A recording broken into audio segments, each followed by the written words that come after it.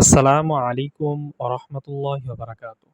সুপ্রিয় দর্শক, এই ভিডিওতে আমরা জানব কিভাবে মারহালা পরিবর্তন করতে হয়। মারহালা পরিবর্তন করার পূর্বে আমাদের এটা আগে জানা জরুরি, মারহালা কেন পরিবর্তন করতে হয়।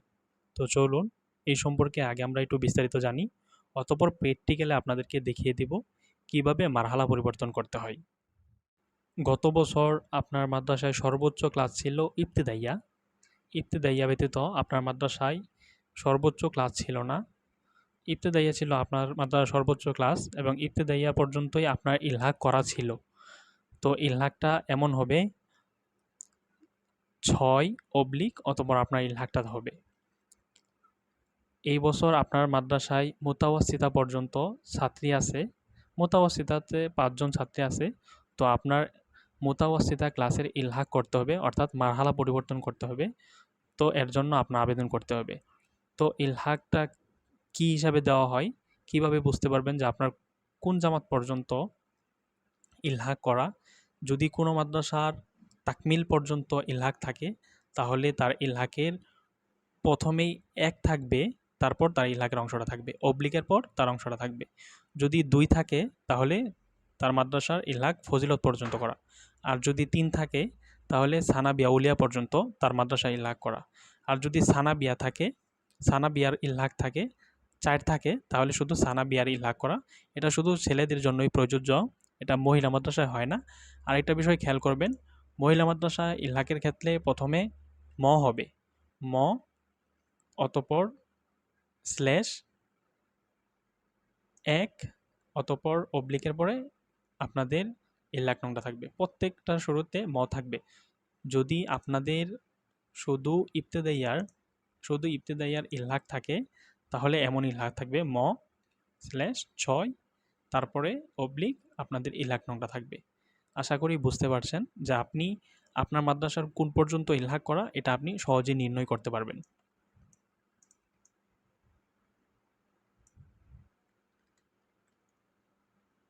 যদি আপনার সানা বিয়াউলিয়া মানে সরাবিয়া পর্যন্ত ইলহাক থাকে, তাহলে আপনার ইলহাক এমন থাকবে, মর পরে 3, তারপর আপনার ইলহাকটা থাকবে। আর যদি মর পরে 2 থাকে, তাহলে বুঝবেন যে আপনার ইলহাক ফজিলত পর্যন্তই, এর উপরে আপনার ইলহাক নাই। এবং 1 যদি থাকে, তাহলে পরবর্তী বছর আপনি দাওরার আল হায়াতুল উলিয়া এর জন্য ইলহাকের আবেদন করতে পারবেন। 1 ব্যতীত যদি মর পরে মহিলা মাদ্রাসার জন্য 1 না থাকে, পুরুষের জন্য যদি প্রথমে 1 না থাকে, 2 থাকে, তাহলে আপনি দাওরার ইলহাকের জন্য আবেদন করতে পারবেন না। যদি 2 থাকে, তার মানে আপনার মাদ্রাসার ফজিলত পর্যন্ত ইলহাক করা, আপনার দাওরা ইলহাক প্রথমে করার জন্য মারহালা পরিবর্তন করতে হবে। তো এখন আমি আপনাদেরকে দেখাবো মারহালা কিভাবে পরিবর্তন করতে হয়, তার মূল পর্ব। প্রথমে আপনারা একটা ব্রাউজার ওপেন করে নেবেন। ব্রাউজার ওপেন করার পর আপনাদের মাদ্রাসার ইলহাক মানে অ্যাডমিন অ্যাকাউন্ট করার সময় যে কোডটা দিছে, ওই কোড এবং পাসওয়ার্ড দিয়ে আপনারা আপনাদের অ্যাডমিন প্যানেলে ঢুকে নেবেন। ঢোকার পর এমন দেখাবে, এটা হচ্ছে ড্যাশবোর্ড। ড্যাশবোর্ডে আপনারা মাদ্রাসার তথ্য যে লেখা আছে, এই তথ্যের মধ্যে ক্লিক করবেন। ক্লিক করার পর এখানে লেখা আছে, দেখেন মাদ্রাসার প্রোফাইল, অতঃপর সাথেই লেখা আছে মারহালা পরিবর্তন। এখানে ক্লিক করবেন। এখানে ক্লিক করার পর আপনারা কর্নারে চলে যাবেন। এখানে লেখা আছে নতুন আবেদন, এখানে ক্লিক করবেন। ক্লিক করার পর এখানে আবেদনের ধরন লেখা আছে, এখানে দেওয়াই আছে অটোমেটিক উন্নতি। তো এখানে 2 ধরনের জিনিস আছে, একটা হচ্ছে অবনতি, একটা হচ্ছে উন্নতি। অবনতি এবং উন্নতি উভয়ভাবে আবেদনের প্রক্রিয়া একই। অবনতি হচ্ছে যে আপনার মারহালা আগে ফজিলত পর্যন্ত ছিল আপনার মাদ্রাসার মারহালা, তো আপনি চাইতেছেন যে ফজিলতে কোনো শিক্ষার্থী হয় না বিদায় আপনি অবনতি করে নেবেন, সানা বিয়াউলিয়া পর্যন্ত রাখবেন। তো আপনি অবনতি করতে পারেন, কিন্তু স্বাভাবিকভাবে অবনতির আবেদন কেউ করে না। তো আমি উন্নতির ট্রাই করে দেখাইতেছি। অবনতি এবং উন্নতির আবেদনের সেম প্রক্রিয়া ভিন্ন না, একই ধরনের। তো আমি উন্নতি সিলেক্ট করে নিচ্ছি। তারপর কাঙ্ক্ষিত মারহালা, যেহেতু এই মাদ্রাসার ফজিলত পর্যন্ত মারহালা আছে, পূর্বের মারহালায় যে ফজিলত লেখা আছে, তো এখানে আমি তাকমিল সিলেক্ট করে দেব। তাকমিল সিলেক্ট করার পর এখানে লেখা আছে মারহালা অনুযায়ী শিক্ষার্থীর সংখ্যা অর্থাৎ মানে তাকমিল জামাতে কতজন শিক্ষার্থী আছে এই সংখ্যাটা এখানে চাচ্ছে, সেটা আমি এখানে দিয়ে দিব। এখানে লেখা আছে কমিটি রেজুলেশন পত্র এবং মুহতামিমের সিল ও স্বাক্ষর সহ।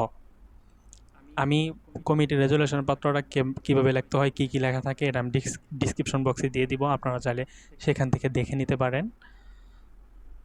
কিন্তু মারহালা পরিবর্তন একটা ফর্ম আছে, এই ফর্মটা আপনারা পুরো করে নেবেন। ফর্মটা আমি দেখাইতেছি, এই যে হচ্ছে ফর্ম।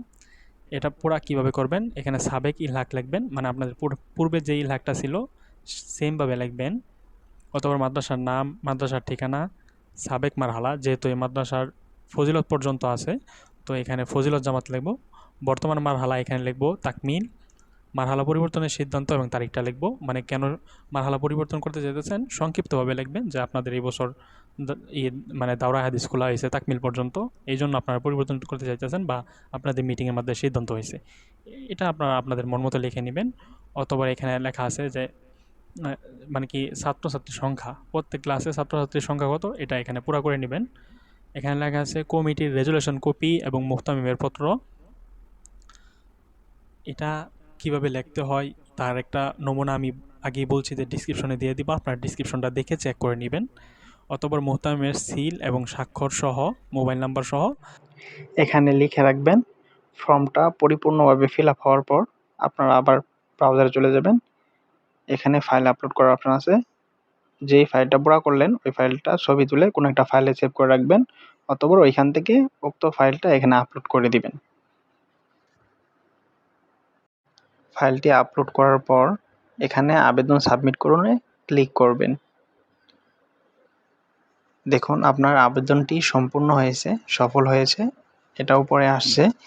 এখানে পেন্ডিং দেখাচ্ছে। এখন আবেদনটা গৃহীত হলে এইখান থেকে পেন্ডিং অপশনটি সরে যাবে। আশা করি আপনারা ভিডিও থেকে বুঝতে পারছেন যে কিভাবে মারহালা পরিবর্তন করতে হয়, মারহালার পেমেন্ট কিভাবে করতে হয়। এই সম্পর্কে যখন অপশন আসবে তখন আমি আপনাদেরকে সেটা আলাদাভাবে বুঝিয়ে দিব। আশা করি এর দ্বারা আপনারা বুঝতে পারছেন যে কিভাবে মারহালার আবেদন করতে হয়। পরবর্তী ভিডিও পেতে এবং মারহালার পেমেন্ট কিভাবে করতে হয় এই সম্পর্কে জানতে অবশ্যই চ্যানেলটি সাবস্ক্রাইব করে রাখুন। আসসালামু আলাইকুম ওয়া রাহমাতুল্লাহি ওয়া বারাকাতুহু।